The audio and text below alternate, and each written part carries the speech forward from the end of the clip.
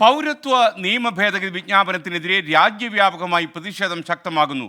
വിവിധ സംസ്ഥാനങ്ങളിൽ പ്രതിപക്ഷ കക്ഷികളുടെ നേതൃത്വത്തിൽ പ്രതിഷേധ പ്രകടനങ്ങൾ നടത്തും. നിയമം പിൻവലിക്കണം എന്നാവശ്യപ്പെട്ട് സംസ്ഥാനത്ത് LDFും UDFും പ്രതിഷേധം സംഘടിപ്പിക്കുന്നുണ്ട്. വിജ്ഞാപനത്തിനെതിരെ ഇന്നലെ തലസ്ഥാനത്ത് പ്രതിഷേധിച്ച 102 പേർക്കെതിരെ മ്യൂസിയം പോലീസ് കേസെടുത്തു. ആർ രാധാകൃഷ്ണൻ രാജ്യവ്യാപകമായ പ്രതിഷേധത്തെക്കുറിച്ച് പറയാൻ നമുക്കൊപ്പം ചേരുന്നു. അതുപോലെ സംസ്ഥാന തലത്തിൽ നടക്കുന്ന പ്രതിഷേധത്തെക്കുറിച്ച് സംസാരിക്കാൻ MG പ്രതീഷും തിരുവനന്തപുരത്ത് നിന്ന് ചേരും. ആദ്യം ഡൽഹിയിൽ നിന്ന് ആർ രാധാകൃഷ്ണനാണ് നമുക്കൊപ്പം ചേരുക. ആദ്യം good morning Radhakrishnan and good morning MG Pratheesh. Radhakrishnan, യഥാർത്ഥത്തിൽ ഓർക്കാപ്പുറത്താണ് ഇന്നലെ ഈ പ്രഖ്യാപനം വന്നത്. ഒരുപക്ഷെ പൗരത്വ നിയമ ഭേദഗതി തെരഞ്ഞെടുപ്പിന് മുമ്പേ കൊണ്ടുവരും എന്ന ഒരു സംശയം പലയിടത്തും നിലനിന്ന സാഹചര്യത്തിൽ ഇന്നലെ അതിൻ്റെ പ്രഖ്യാപനം വന്നു. വിജ്ഞാപനമായി പൗരത്വ ഭേദഗതി നിലവിൽ വന്നു. ഇനി എന്ത്?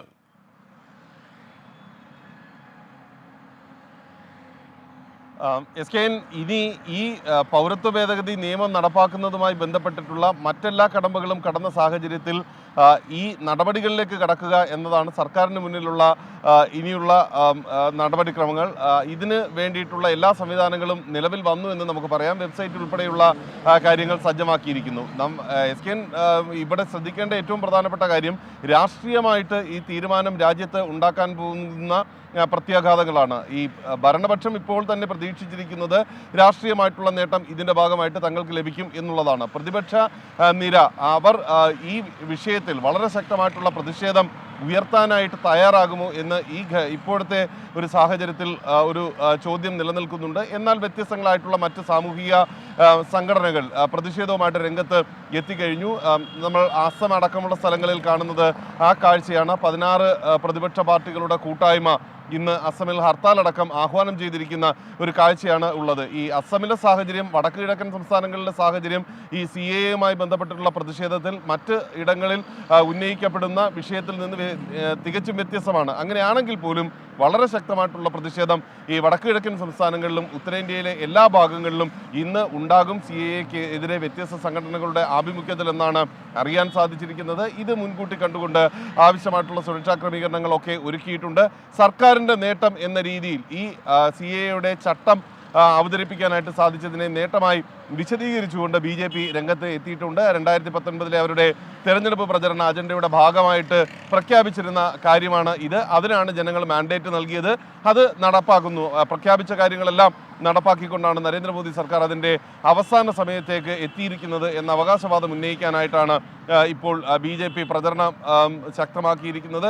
കോൺഗ്രസ് അടക്കമുള്ള പാർട്ടികൾ ഇന്ന് ഈ വിഷയത്തിൽ അവരുടെ ശക്തമായിട്ടുള്ള നിലപാട് വ്യക്തമാക്കി രംഗത്തെത്തും. തെരഞ്ഞെടുപ്പുമായി ബന്ധപ്പെട്ട് ജനങ്ങൾ ഇത് ഉൾക്കൊണ്ട് പ്രതികരിക്കണം എന്ന സന്ദേശമാണ് കോൺഗ്രസിന്റെ ഭാഗത്ത് നിന്ന് ഉണ്ടാകുന്നത്. SKN. Okay, thank you. R രാധാകൃഷ്ണനാണ് വിവരങ്ങൾ നൽകിയത്. ഇന്നലെ പൗരത്വ ഭേദഗതി നിയമത്തിൻ്റെ വിജ്ഞാപനം വന്നു. ഇപ്പോൾ സംസ്ഥാന തലത്തിൽ എന്തൊക്കെ പ്രതിഷേധങ്ങളായിരിക്കും വരിക? അതിനിടയിൽ ഒരു വാർത്ത രാഹുൽ വിജയൻ ഇടുക്കിയിൽ നിന്ന് റിപ്പോർട്ട് ചെയ്യുന്നു. ഇടുക്കി പന്നിയാറിലെ റേഷൻ കട കാട്ടാൻ ആക്രമിച്ചു. ചുമരുകൾ ഇടിച്ചു തകർത്തു. ചക്കക്കൊമ്പൻ എന്ന കാട്ടാനയാണ് റേഷൻ കട ആക്രമിച്ചെന്ന് നാട്ടുകാർ പറയുന്നു. ഫെൻസിംഗ് തകർത്താണ് ഈ കാട്ടാനകത്ത് കയറിയത്. മുമ്പ് അരിക്കൊമ്പൻ സ്ഥിരമായി തകർത്തുന്ന റേഷൻ കടയാണ് ഇപ്പോൾ ചക്കക്കൊമ്പൻ വന്ന് തകർത്തിരിക്കുന്നത്. എന്തൊരു വിവരമാണ് ഈ ആനയ്ക്ക്. MG പ്രതീഷ് നമുക്കൊപ്പം ചേരുന്നു. Pratheesh, good morning. ആനയുടെ കാര്യം പറയാനല്ല, സംസ്ഥാനത്തെ പ്രതിഷേധങ്ങളെക്കുറിച്ച് പറയാനാണ്. പ്ലീസ്.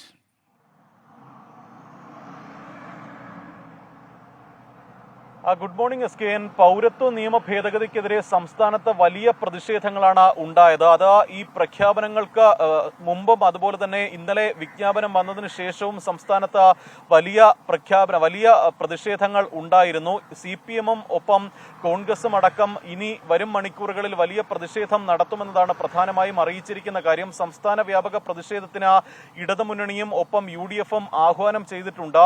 ഇന്ന് LDF രക്തസാക്ഷി മണ്ഡപത്തിൽ നിന്ന് പ്രതിഷേധ മാർച്ച് നടത്തുന്നുണ്ട്. UDF മണ്ഡല അടിസ്ഥാനത്തിലാണ് പൗരത്വ നിയമ ഭേദഗതിക്കെതിരെ ഇന്ന് പ്രതിഷേധ പ്രകടനങ്ങൾ സംഘടിപ്പിച്ചിരിക്കുന്നത്. ഈ നിയമം നിലവിൽ വന്നതിന് ശേഷം മുഖ്യമന്ത്രി കടുത്ത ഭാഷയിലാണ് ഇതിനെ വിമർശിച്ച് രംഗത്ത് വന്നത്. മുഖ്യമന്ത്രി വാർത്താക്കുറിപ്പ് ഇറക്കുകയായിരുന്നു. അതായത് ഒരു തരത്തിലും ഈ നിയമം കേരളത്തിൽ നടപ്പാക്കില്ല എന്ന നിലപാടാണ് മുഖ്യമന്ത്രി പിണറായി വിജയൻ സ്വീകരിച്ചത്. നേരത്തെ പൗരത്വ നിയമ ഭേദഗതിക്കെതിരെ നിയമസഭയിൽ പ്രമേയമടക്കം പാസാക്കിയിട്ടുണ്ട്. വലിയ പ്രതിഷേധങ്ങൾ കാസർഗോഡ് മുതൽ തിരുവനന്തപുരം വരെ മനുഷ്യച്ചങ്ങല അടക്കമുള്ള വലിയ പ്രതിഷേധങ്ങൾ ഇതിനെതിരെ നടന്നതാണ്. അതുകൊണ്ട് തന്നെ ഇതൊരിക്കലും നടപ്പാക്കാൻ അനുവദിക്കില്ല എന്നതാണ് പ്രധാനമായും സംസ്ഥാന സർക്കാരിന്റെ നിലപാട്. ഒരു പ്രത്യേക മതവിഭാഗത്തെ മാത്രം മാറ്റി നിർത്താനുള്ള കേന്ദ്ര സർക്കാരിന്റെ നീക്കം അനുവദിക്കാനാകില്ല. മാത്രമല്ല തിരഞ്ഞെടുപ്പ് മുന്നിൽ കണ്ട ഒരു വർഗീയ ധ്രുവീകരണമാണ് കേന്ദ്ര സർക്കാർ ലക്ഷ്യമിടുന്നതെന്നും മുഖ്യമന്ത്രിയും ഒപ്പം LDFും വിമർശിക്കുന്നുണ്ട്. അതുപോലെ തന്നെയാണ് UDFിന്റെയും നിലപാട്. കഴിഞ്ഞ ദിവസം KPCC അധ്യക്ഷൻ K സുധാകരൻ പറഞ്ഞത് ഇന്ത്യ മുന്നണി അധികാരത്തിൽ വന്നാൽ ഈ പൗരത്വ നിയമ ഭേദഗതി എടുത്തു കളയും എന്നതാണ് കോൺഗ്രസും പറയുന്ന കാര്യം. എന്തായാലും വലിയ പ്രതിഷേധം ഇന്നും സംസ്ഥാനത്തുണ്ടാകുമെന്നതാണ് മനസ്സിലാക്കാൻ കഴിയുന്ന കാര്യം. ഇന്നലെ രാത്രി വൈകിയും വലിയ പ്രതിഷേധം സംസ്ഥാനത്തുണ്ടായിരുന്നു. രാജ്ഭവനിലേക്ക് SDPയും വെൽഫെയർ പാർട്ടിയും നടത്തിയ മാർച്ചിൽ ചില സംഘർഷങ്ങൾ ഉണ്ടായിരുന്നു. ആ മാർച്ചിലാണ് 100ഓളം പേർക്കെതിരെ കേസെടുത്തിരിക്കുന്നത്. ഇന്ന് സംസ്ഥാന വ്യാപകമായി ഇടതുമുന്നണിയും UDFുമാണ് പ്രതിഷേധത്തിന് ആഹ്വാനം ചെയ്തിരിക്കുന്നത്. Okay, thank U MG Pratheesh. എന്തായാലും വലിയ വിമർശനങ്ങളും പ്രതിഷേധങ്ങളും ക്ഷണിച്ചു വരുത്തിയിട്ടുണ്ട് ഈ ഭേദഗതി. ഒരുപക്ഷെ ഇതിലെ കുറിച്ച് കൂടുതൽ ആഴത്തിൽ പഠിക്കാത്ത ആളുകളും തീർച്ചയായിട്ടും പ്രതിഷേധവുമായി രംഗത്ത് വരും. ജനങ്ങളെ വിശ്വാസത്തിലെടുക്കാതെയാണോ ഈ നിയമ ഭേദഗതി കൊണ്ടുവന്നിരിക്കുന്നത് എന്ന കാര്യവും അടുത്ത ദിവസങ്ങളിൽ പരിഗണിക്കപ്പെടുമെന്ന് ഉറപ്പ്.